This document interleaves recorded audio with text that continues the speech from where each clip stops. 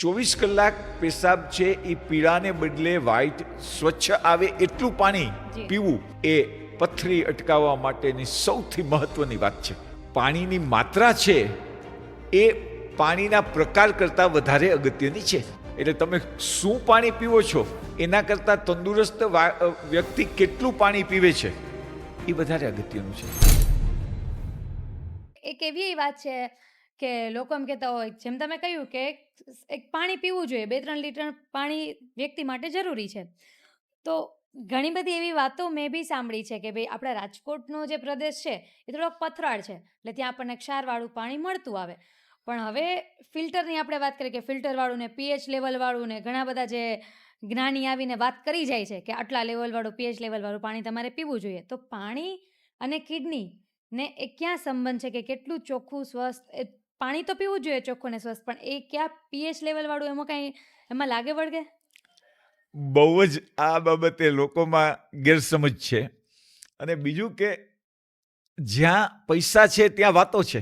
પૈસા છે ત્યાં વાતો છે. એટલે જે કંપની અમુક પીએચના પાણી બનાવે છે એ લોકો એનો એટલો બધો પ્રચાર કરે છે, જ્યારે હું અમારા મેડિકલ લિટરેચરના સર્ચમાં જોઉં છું એ વિશે કોઈ ઉલ્લેખ જ નથી. એનો મતલબ કે એ બધું છે એ યોગ્ય નથી. તો કે યોગ્ય શું છે? તો કે યોગ્ય એ છે કે દરેક વ્યક્તિએ સારું શુદ્ધ પાણી યોગ્ય માત્રામાં પીવું જોઈએ. તો કે યોગ્ય માત્રા શું છે? તો કે યોગ્ય માત્રા માટે જે તંદુરસ્ત વ્યક્તિ છે એને માટે 2 થી 2.5 લીટર, અને કિડની ફેલિયર જે હોય એ લોકોને ડોક્ટર સલાહ આપે એ પ્રમાણે ઓછું પાણી પીવું જોઈએ. પથરી માટે વધારે પાણી, આખો દિવસ પાણી, રાત્રે સૂતા પહેલા પાણી, વચ્ચે ઉઠીને પાણી, અને 24 કલાક પેશાબ છે એ પીળાને બદલે વ્હાઈટ સ્વચ્છ આવે એટલું પાણી પીવું એ પથરી અટકાવવા માટેની સૌથી મહત્વની વાત છે. જી, આ જ્યારે તમે વાત કરો છો ત્યારે વચ્ચે કહીશ કે આ પણ એક વાત છે કે જો સરખું પાણી ના પીવે તો પથરી થાય. તમે પેશાબને રોકી રાખે તો બી પથરી થાય. બીજી એક વસ્તુ, તમે જે પાણીને લઈને કહો છો કે પાણીને અને આને કાંઈ લેવા દેવા નથી, તો ઘણા બધા લોકો છે જેના ઘરે ફિલ્ટર છે, ઘણા બધા લોકો છે જેના ઘરે તો છે જ નહીં, જે કોર્પોરેશનનું જે પાણી આવે છે એ જ પાણી ભરે છે ગોળામાં ને એ જ પાણી પીવે છે. તો એવા લોકોને પથરી વધારે થશે કે જે પૈસાવાળા લોકો છે જેના ઘરે ફિલ્ટર છે એને પથરી નહીં થાય, આવું કંઈ છે? એવું કંઈ નથી. મેં મારી વાતમાં કીધું કે સ્વચ્છ પાણી પીવું જોઈએ. એનો મતલબ કે તમે ગાળીને શુદ્ધ પાણી પીવો. હા, પાણીની માત્રા છે એ પાણીના પ્રકાર કરતાં વધારે અગત્યની છે. એટલે તમે શું પાણી પીવો છો એના કરતાં તંદુરસ્ત વ્યક્તિ કેટલું પાણી પીવે છે એ વધારે અગત્યનું છે.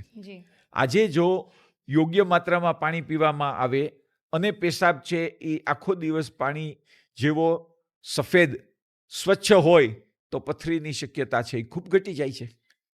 તમે ગમે એક સારી ક્વોલિટીનું પાણી પીવો, પણ જો ઓછું પ્રમાણ હોય અને ઘાટો પીળા કલરનો પેશાબ હોય તો એમાં ક્ષાર છે એ વધુ કોન્સન્ટ્રેટેડ હોય છે અને એમાંથી પથરી બને છે.